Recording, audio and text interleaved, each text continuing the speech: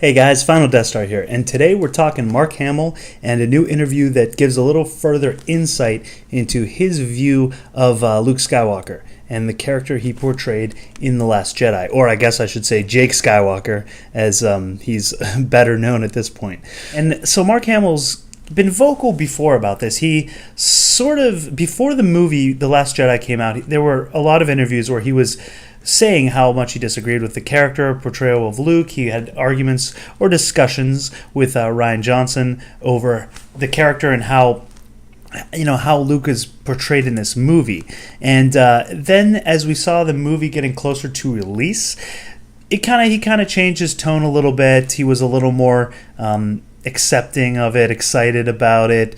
You saw him kind of compromising on what he had previously said, and I'm sure that's because Disney was kind of pressuring him into promoting this movie. You can't have one of your main actors coming out and saying oh, I fundamentally disagree with everything that Luke Skywalker is in this movie. So that's understandable. And then as the movie left the theaters, we sort of saw him kind of return to being a little more critical about the role and voicing his disagreement again. And now, and I can understand why, because when you watch that movie, it's just not Luke Skywalker. It's not the guy, it's not the hero of the galaxy. It's not the New Hope. He was a New Hope. He was everything that was supposed to be different from Vader. And he was a little idealistic in the first movie, of course, young and idealistic crusader. And in the second movie, he suffers his hardships and kind of grows and learns. And the third movie, he overcomes his fear. And that was the main change in his character arc. That was the completion of his character arc, was that he was able to stop himself from becoming his father. And when they're at the Emperor's throne room scene and on the second Death Star, and he's the final Death Star, I should say. At least it was until Starkiller Base came around, and that kind of ruined my whole name. But I've used this name for a long time, so that's why I decided to keep it. Anyway, so that scene where he's cutting, or he's in the lightsaber battle with Vader, and he's chopped his hand off, and he stops and he looks at his own hand. That's the pivotal moment where he is deciding, right there, I'm not gonna become my father. I'm changing this course.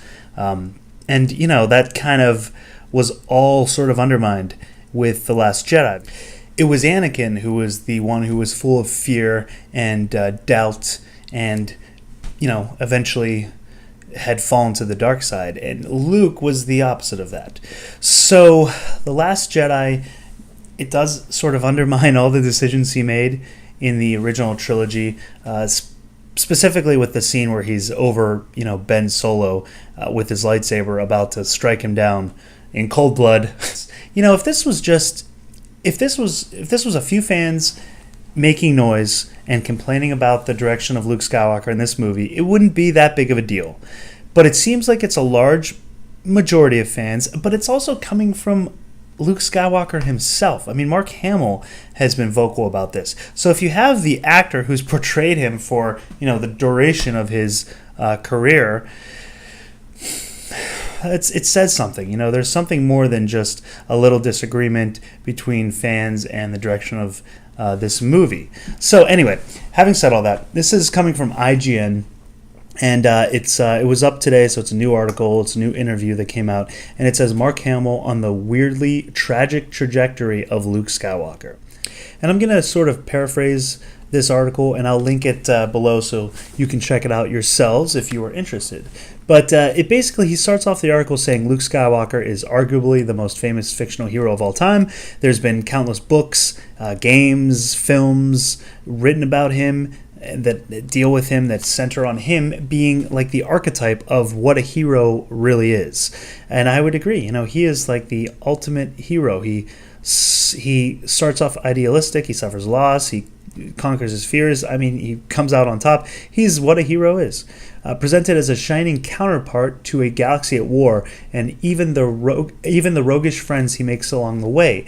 He begins pure at the point of naivety, is muddied by pain, and comes out stronger and fundamentally unchanged by the time he's faced his demons. It's so classic, it's almost cliched. And that is okay, because Star Wars was not meant to be something that you take, that it's realistic. I mean, it was made as like a classic retelling of the serial, the action serials of Lucas's childhood.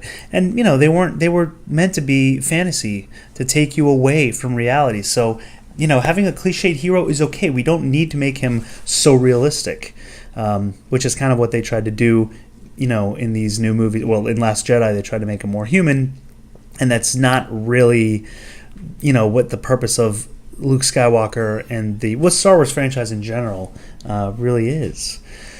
It says there's such a huge... Okay, now this is Mark Hamill talking. It says there's such a huge gap between Return of the Jedi and Force Awakens. I had to really contemplate that, Mark Hamill tells me in an interview. I said, hey, how did I go from being the most optimistic, positive character to this cranky, suicidal man who wants to get people off his island? And that really sums it up right there. Unlike most heroes, Luke's journey didn't end in a 3-act quest. In The Force Awakens, his story has become a corrupted myth, absent in the time of need, forcing a new hero to go looking for him when she might have been better served fighting the actual war that she got thrown into.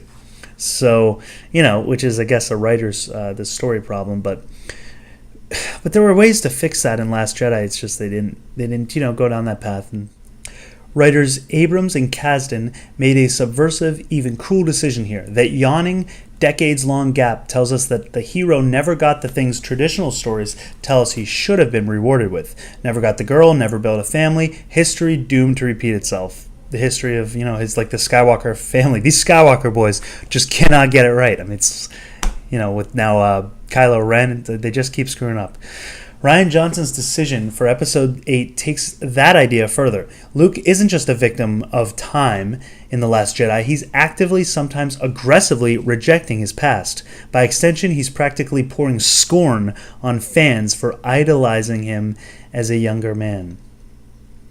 And that's so true, and it's so sad. I mean, it's kind of like they're rubbing in your face. Oh, this was the hero you looked up to? Well, he's a loser. Stop looking up to him. It's like, why would you do that? In fact, the Luke actor has been famously unsure, even critical of that shift, and clearly still has conflicting emotions on the subject. It was a radical change, but I think sometimes being pushed out of your comfort zone is a good thing, he said. Although a part of me said to Rian, but a Jedi would never give up.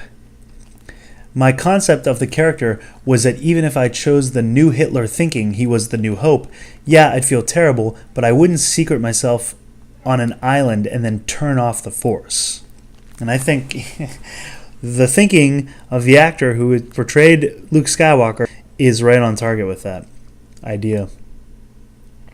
As it happens, the initial plan for Episode 8 doesn't seem to have been quite as extreme a shift as Johnson's version became. Discussing The Force Awakens' final scene, Rey... Okay, so this is the final scene. This is what the original version of what that final scene was supposed to be when they were shooting it. It says, Rey standing before a stony-faced Luke on Ahch-To. Hamill explains that Abrams originally intended for there to be a show of Luke's now huge power. How amazing would that have been? JJ said, oh, and by the way, I'll probably put in a couple of floating boulders to show the Force emanating from you as strong as it is. So I'm thinking for Episode 8, this is Mark Hamill saying, I'm going to have Force lightning coming out of every orifice of my body, lifting an eyebrow and toppling AT-ATs like dominoes, which would have been a great scene. Awakens. I still think I prefer to go with the view of all the AT-ATs blasting him, and he just puts out his hand and Force stops all the lasers, kind of like Kylo Ren did in Force Awakens, but he he does it on a large scale with all of the blasters coming from the AT-ATs. He just holds them there and then Force throws them, or Force pushes them back and takes out all of them in one, in that one move. I think that would have been cool. But sure, I would like to have seen him do this and see all the AT-ATs topple over like dominoes as well. And then he goes on to say that would have been fun to be that powerful. Plus, I wouldn't have had to do much. They wouldn't have had to teach me choreography to do lightsaber duels. I just have to do this. Hamill points across the room and lets the special effects guy do everything. Yeah. So I mean, how great would that have been? As the final scene. But then, of course, Force Awakens was released, and none of that was in there. They changed their mind. Who knows what reason. Remember, George had an overall arc, he explains. If he didn't have all the details, he had sort of an overall feel for where the three were going. But this one's more like a relay race. You run, you hand off the torch to the next guy, he picks it up and goes. Rian didn't write what happens in episode 9. He was going to hand it off to originally Colin Trevorrow and now J.J. Abrams. And that is kind of a major issue here, that we have, different writers for these stories. You think there were different directors for the original movies, but they were all still George Lucas's scripts. He still had his hand on everything that came out. But now you have three different people. Now I guess it's two different people coming up with these three movies, and they just seem out of sync with each other. And I think that is because there's not a common theme to these movies. They just seem like The Force Awakens set things up. Rian Johnson decided to try to shock everyone and change everything and throw everything away. And it just seems so jumbled now, and I think that is because the writing, there's not a distinct view, an overall arc, I guess, as Mark Hamill said, that George Lucas had. And that's very evident. And then Mark Hamill goes on to say how he got into the kind of the mindset in portraying Luke as this kind of character, because he couldn't really relate to it or didn't feel like that's how Luke was supposed to be. So he says, "It's tragic. I'm not a method actor, but one of the techniques a method actor will use is to try to use real-life experiences to relate to whatever fictional scenario he's involved in. The only thing I can think of, given the screenplay that I read, was that I was of the Beatles generation. All you need is love, peace, and love. I thought at the time, when I was a teenager, by the time we get in power, there'll be no more war, there will be no racial discrimination, pot will be legal, so I'm 1 for 3, he says in his little cheeky humor. When you think about it, my generation is a failure. The world is unquestionably worse than it was then." And then the writer goes on to say that the first time you really feel like you've seen Luke in the movie is on Crate, when he appears and he looks like a younger version of himself. And you feel like that's actually finally Luke Skywalker. The rest of the movie was Mark Hamill portraying somebody else, but now we've finally got Luke back. And, then you find out he's not really there. He's just a forced projection of himself. It kind of takes a little bit away from, he's still not really the hero we wanted him to be. And the writer has a really great kind of end line here. He says that Luke wasn't there to vanquish the villains. It was simply to let his remaining friends and family live another day in this final tragedy. The new hope became simply a last stand. And that was the writer's final words on this article. And it's so poignant and so true and so sad and depressing that's what we got. It is a tragedy. I mean, Luke's whole story is a tragedy now, and it should not be. I mean, I don't know. People love Luke in Last Jedi, and that's fine. That's they wanted that kind of Luke, and they can identify with it. That's their right. It's their opinion, of course. I just think, for myself, and I think for a large majority of fans, it's depressing, because that's not the character of how Luke was initially written. Why the character of Luke exists is not to turn into a tragedy. It is that fantasy serial film from the 50s and Lucas's childhood, that the good guy always wins and good will always triumph over evil. And you kind of see, even though he triumphed over evil, he's still kind of beaten down, and the cycle begins again. I don't know. It seems a little too real world, I guess, for my taste, my liking. Hopefully, JJ can do something. If Mark Hamill, I'm sure he probably most likely will appear in episode 9. I don't think there hasn't been any confirmation yet, but speculation's there.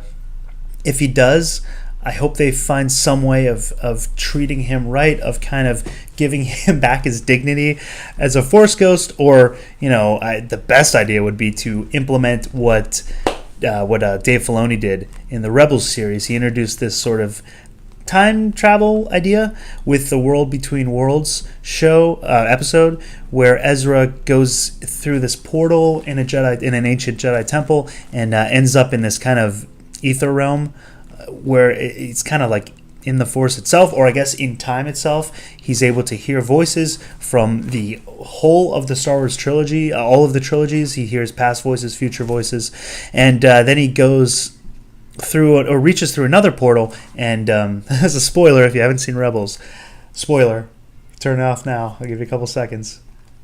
Okay, he reaches through and grabs Ahsoka and basically saves her life from the end of season 2, where she's fighting Vader, and looks like she might be about to be struck down by Vader, but he reaches in and saves her. So there's fixes there to be made, whether it be now or maybe sometime in the future. They can save Luke, bring him out of this, change the past. Dave Filoni is a genius for opening up that possibility. Whether they take it or not, I don't know. We'll see. I don't think they'll do it for episode 9, because that would be too much, I think, in one movie. It'd have to be the longest movie ever, or multiple movies.